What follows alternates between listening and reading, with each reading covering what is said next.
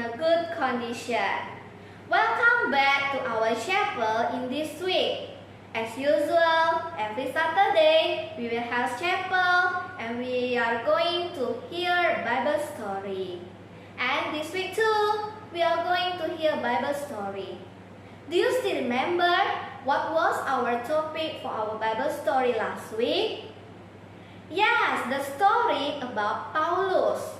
Sudah 2 minggu kita mendengarkan cerita bagaimana Paulus melayani dari satu kota ke kota yang lain.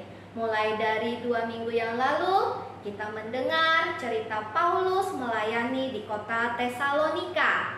Di mana di kota Tesalonika, Paulus tidak diterima dan dia ditolak. Minggu yang lalu, kita mendengar bagaimana Paulus melayani di kota Berea. Dan di kota Berea pun ternyata Paulus ditolak karena orang-orang di Tesalonika datang ke kota Berea untuk menghasut orang-orang Berea supaya tidak menerima Paulus.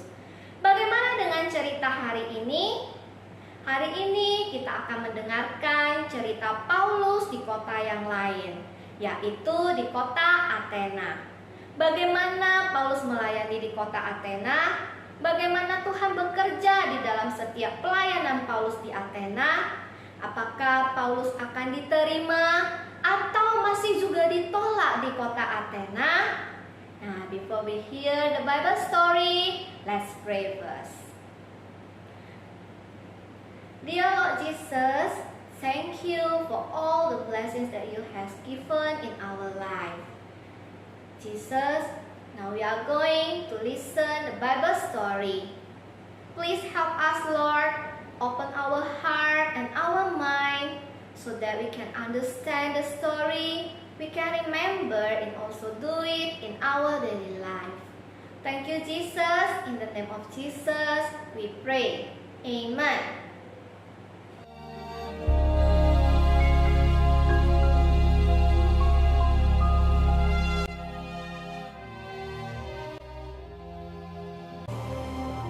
Sementara Paulus menantikan mereka di Athena, sangat sedih hatinya karena ia melihat bahwa kota itu penuh dengan patung-patung berhala.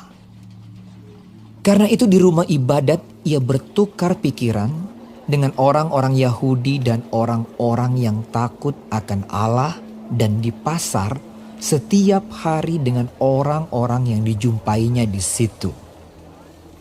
Dan juga beberapa ahli pikir dari golongan Epikuros dan Stoa bersoal jawab dengan dia, dan ada yang berkata, "Apakah yang hendak dikatakan si Plater ini?" Tetapi yang lain berkata, "Rupa-rupanya ia adalah pemberita ajaran dewa-dewa asing. Sebab ia memberitakan Injil tentang Yesus dan tentang kebangkitannya."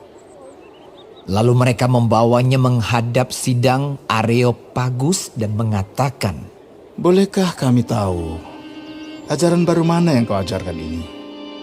Sebab engkau memperdengarkan kepada kami perkara-perkara yang aneh. Karena itu kami ingin tahu apakah artinya semua itu."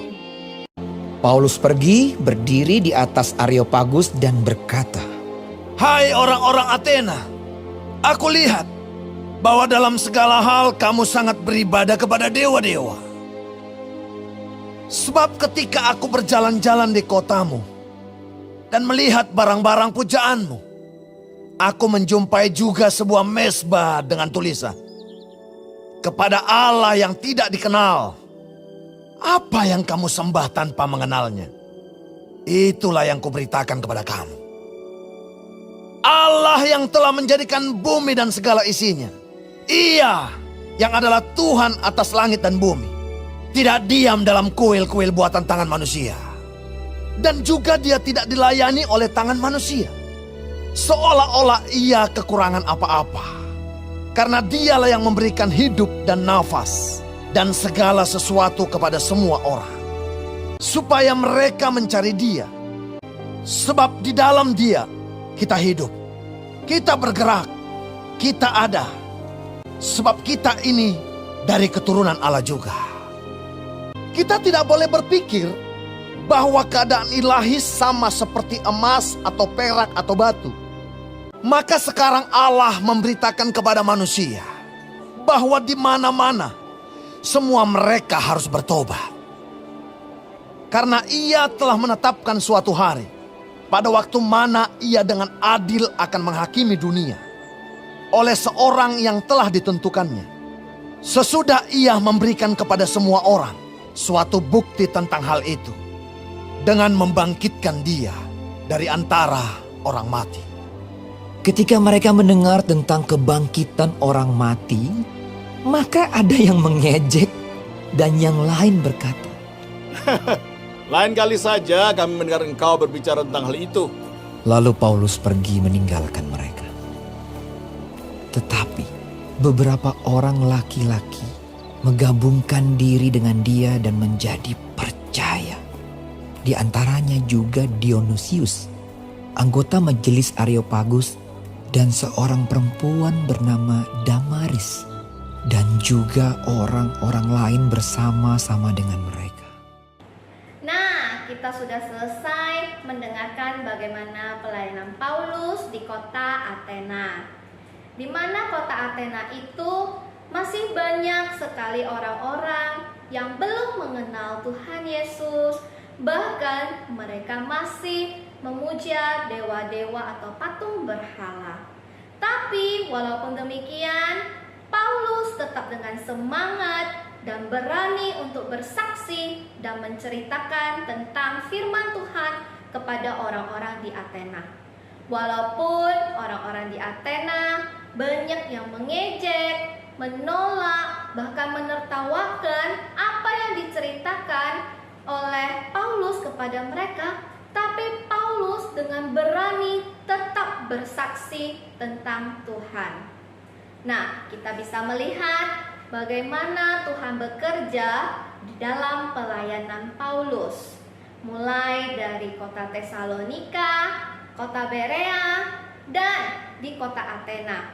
Kita bisa melihat bagaimana Paulus tetap setia untuk memberitakan firman Tuhan.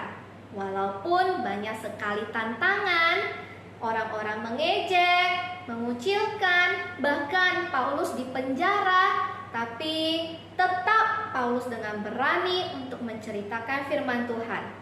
Dan kita juga bisa melihat, walaupun banyak yang menertawakan dan tidak percaya, tapi tetap ada orang-orang yang hatinya dimenangkan dan menjadi percaya kepada Tuhan Yesus. Bagaimana dengan kita? Apakah kita dapat menjadi seperti Paulus yang tetap setia untuk menceritakan firman Tuhan, berani untuk bersaksi tentang firman Tuhan? Dari cerita hari ini, kita diminta untuk menjadi seperti seorang Paulus yang berani untuk bersaksi dan menceritakan firman Tuhan. Walaupun akan banyak tantangan yang akan datang menghadapi kita. Bisa saja kita ditertawakan, dikucilkan, diejek, tapi hendaknya itu semua tidak menjadi halangan untuk kita agar kita berani untuk bersaksi tentang Tuhan Yesus. Kita bisa mulai dari lingkungan yang paling dekat dengan kita, seperti lingkungan keluarga. Kita bisa menceritakan firman Tuhan kepada saudara kita, adik, abang, kakak, dan bahkan orang tua kita. Sehingga firman Tuhan yang kita dengar tidak berhenti sampai di kita saja. Demikian ibadah chapel kita hari ini. Kita tutup ibadah chapel kita di dalam doa. Tuhan Yesus, kami bersyukur atas firman Tuhan yang dapat kami dengar pada hari ini. Kiranya Tuhan yang selalu senantiasa menolong kami agar kami dapat menjadi seperti Paulus yang selalu berani untuk bersaksi dan menceritakan tentang firman Tuhan, walaupun ada banyak sekali tantangan yang akan kami hadapi. Kiranya kami semua Tuhan dapat menjadi pelaku firman Tuhan. Terima kasih Tuhan, dalam nama Tuhan Yesus kami berdoa. Amin. See you in the next chapel, kids.